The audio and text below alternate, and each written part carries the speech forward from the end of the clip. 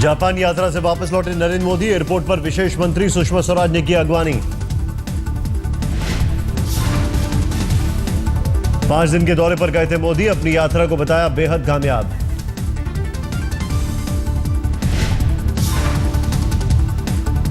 पांच दिन के दौरे में जापान के साथ कई अहम समझौते। 2,10,000 करोड़ के निवेश का प्रस्ताव।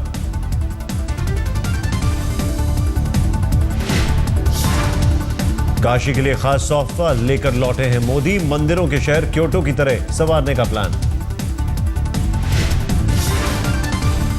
जापान में कई मौकों पर भावुक हुए मोदी। टोक्यो एयरपोर्ट से वापसी की उड़ान।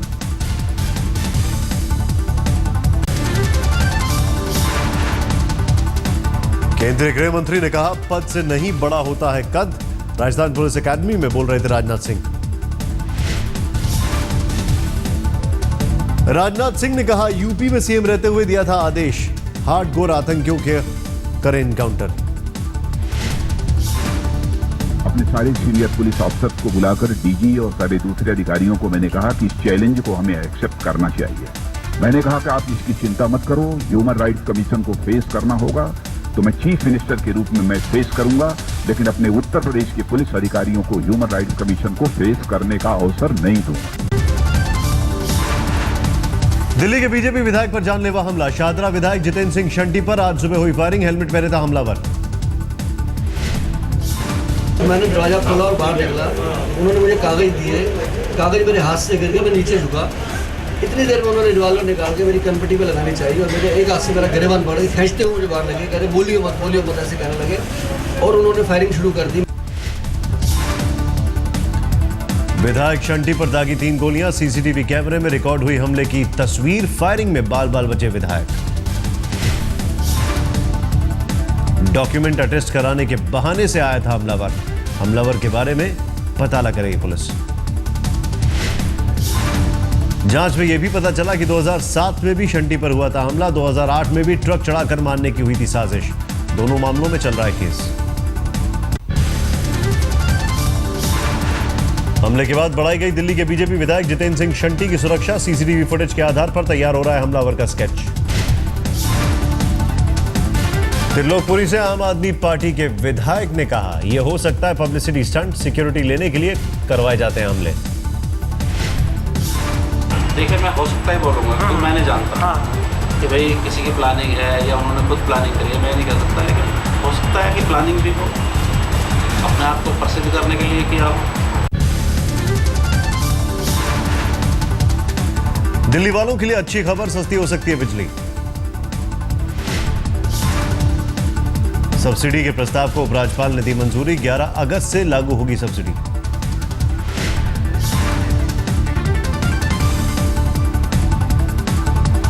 ₹200 यूनिट तक बिल पर मिलेगी छूट। प्रति यूनिट ₹1.20 का फायदा। गंगा की सफाई पर सुप्रीम कोर्ट की सख्त टिप्पणी। सरकार के हलफनामे पर जताई नाराजगी। सुप्रीम कोर्ट ने सरकार से पूछा, क्या इस सदी में साफ हो जाएगी गंगा? हलफनामे के मुताबिक लगेंगे 200 साल।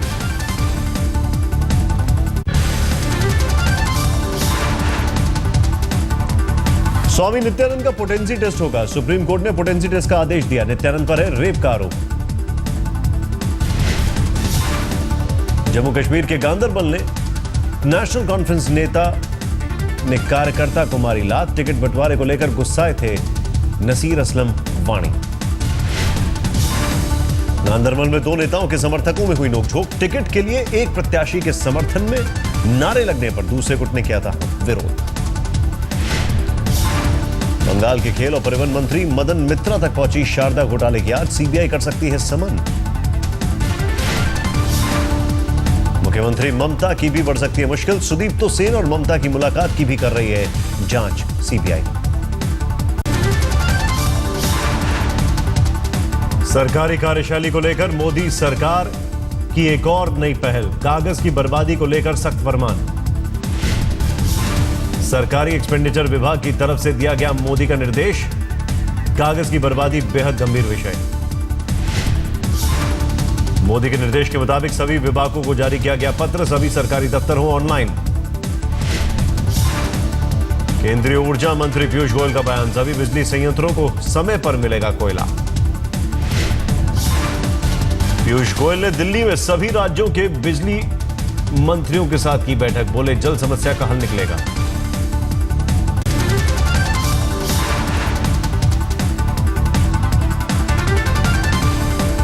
मध्य प्रदेश में बीजेपी के निर्देश पर होते हैं ट्रांसफर, खरगोन जिले के एसपी ने चिट्ठी में साफ तौर पर किया जिक्र। बीजेपी सांसद और प्रदेश अध्यक्ष नंद कुमार सिंह और प्रभारी मंत्री विजय शाह के निर्देश से 2 कांस्टेबलों का ट्रांसफर, खबर सामने आने के बाद रद्द हुआ आदेश। एक सांसद के नाते किसी सिपाही के लिए मैंने अनुशंसा की, तो ये मेरा संसद के नाते मेरा कर्तव्य था। इसमें कौन सा ऐसा पहाड़ टूट गया। कांग्रेस ने इस चिट्ठी को लेकर बीजेपी पर साधा निशाना, कहा सामने आया बीजेपी का असली चेहरा।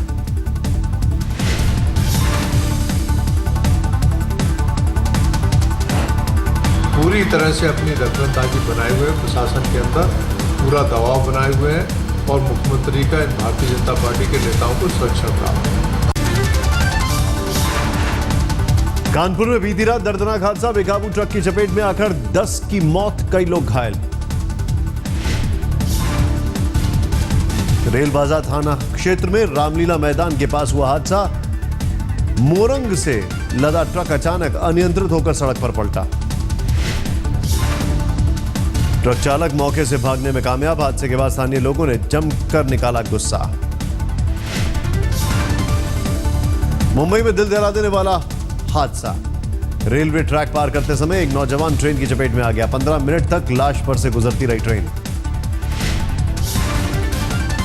हार्बर लाइन पर तिलक नगर रेलवे स्टेशन के पास की वारदात, एक बूट पॉलिश करने वाले ने लाश को पटरी से हटाया। ओवरब्रिज और ट्रेन के ठहरने को लेकर धनबाद के कुंवरडुब्बी में प्रदर्शन, रेल ट्रैक किया जाम। प्रदर्शन की वजह से राजधानी सहित कई ट्रेनें रुकी, मौके पर बड़ी तादाद में पुलिस बल की तैनाती। हाथरस में 2 नौजवानों पर सरेआम फायरिंग, इलाज के दौरान दोनों की मौत। बाइक पर सवार थे बदमाश, घर वालों के मुताबिक रैगिंग की शिकायत करने का लिया बदला। वहाँ रैगिंग को लेकर के कि कुछ लड़कों से, अभिषेक यादव नाम का लड़का, उससे कुछ कहासुनी हुई है। उसके पिता और भाई इस बात की शिकायत करने भी गए, वहीं कुछ इनका कुछ आपस में झगड़ा हुआ और उसी के रिएक्शन में ये रात वाली जो है ये।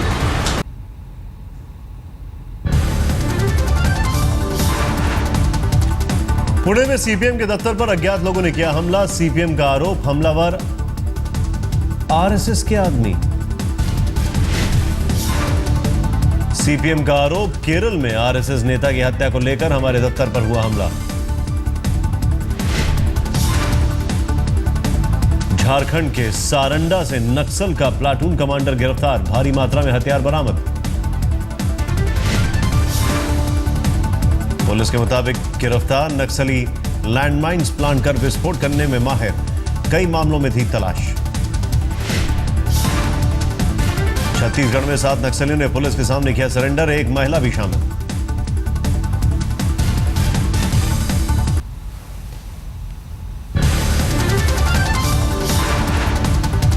ग्रेटर नोएडा के दनकौर में खनन माफियाओं का आतंक जारी, अवैध खनन का विरोध करने पर गांव के प्रधान की गाड़ी पर फायरिंग। गोलीबारी में बाल बाल बचे गांव के प्रधान, लेकिन फायरिंग में उनका एक साथी गंभीर रूप से घायल। यूपी के हाथरस में थाने में महिलाओं के बीच आपस में मारपीट, तमाशबीन बनी रही पुलिस।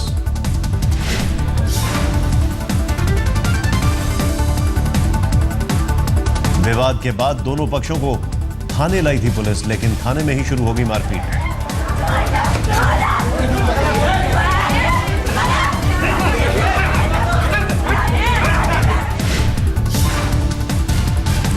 थाने के भिवंडी इलाके में भारी बारिश के बाद भूस्खलन, हादसे में एक की मौत, कई लोग घायल।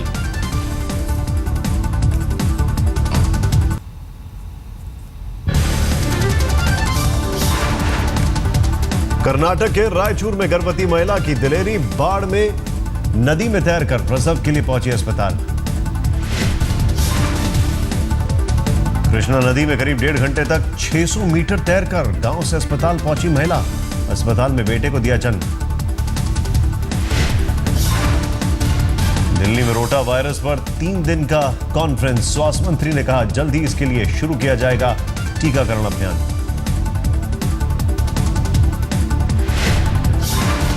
कोई भी बच्चा वैक्सीन जिस चीज़ की उपलब्ध है उसके अभाव में अगर बीमार होता है, अभावग्रस्त होता है, उसकी मृत्यु होती है, तो ये किसी भी सिस्टम के लिए दुख की बात है, शर्म की बात है। और इन सारी चीज़ों पर बहुत गंभीरता गहराई से हम लोग काम कर रहे हैं। 3 साल तक के बच्चे ज्यादातर बनते हैं रोटा वायरस के शिकार। इसकी वजह से हर साल 80,000 बच्चों की मौत।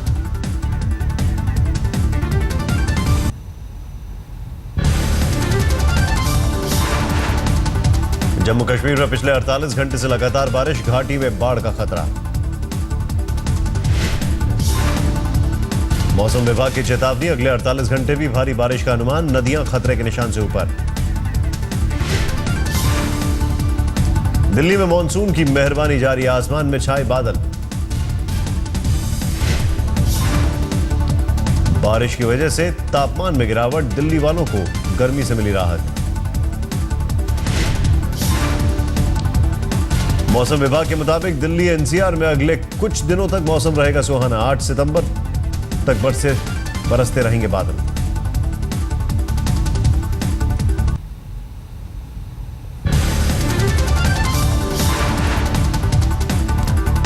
जश्न में डूबी टीम इंडिया। इंग्लैंड में रचा इतिहास। 24 साल बाद अंग्रेजों की धरती पर वनडे सीरीज पर कब्जा। बर्मिंघम में चौथे वनडे में भारत की धमाकेदार जीत। इंग्लैंड को 9 विकेट से दी करारी शिकस्त। भारत की ओर से अजिंक्य रहाणे ने ठोका शानदार शतक। शिखर धवन 97 रन बनाकर नाबाद रहे। रहाणे का वनडे करियर में पहला शतक। 100 गेंदों पर 10 चौके और 4 छक्कों की मदद से 106 रन बनाए। इंग्लैंड ने भारत के सामने रखा था 207 रनों का लक्ष्य। 20 ओवर रहते ही भारत ने जीता मैच।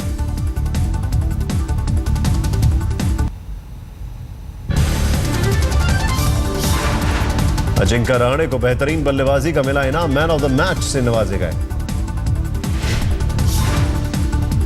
आखिरकार फॉर्म में लौटे शिखर धवन 81 गेंदों पर 11 चौके 4 छक्कों की मदद से बनाए 97 नाबाद रन। शिखर और रहाणे की सलामी जोड़ी ने टीम को जीत के करीब पहुंचाया। दोनों के बीच पहले विकेट के लिए 183 रनों की साझेदारी। बर्मिंघम में भारतीय गेंदबाजों ने दिखाया कमाल। इंग्लैंड की पूरी टीम 49.3 ओवर में ही 206 रन पर आउट। भुवनेश्वर कुमार ने 16 रन के भीतर इंग्लैंड की सलामी जोड़ी को लौटाया पवेलियन। बाद में शमी और रविंद्र जडेजा की घातक गेंदबाजी। लाइबेरिया में इबोला का एक मरीज अस्पताल से भागकर खाने के लिए बाजार में पहुंचा। बाद में उसे फिर पकड़कर अस्पताल ले जाया गया।